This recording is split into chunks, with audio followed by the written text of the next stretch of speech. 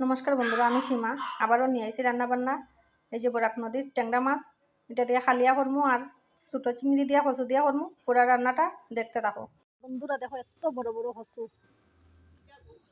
তো দেখো বন্ধুরা, এদিকে আমি ট্যাংরা মাছের খালিয়ার লাগি আদা রসুন পেঁয়াজ নিচে এখন পেস্ট করবো।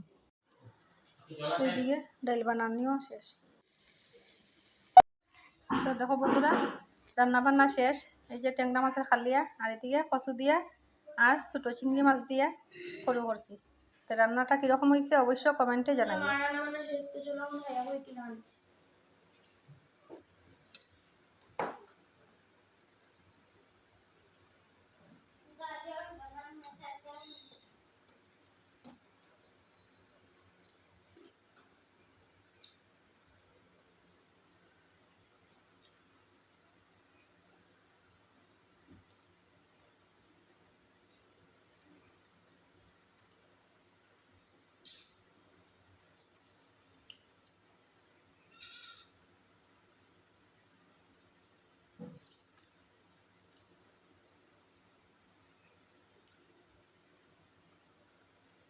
দারুণ।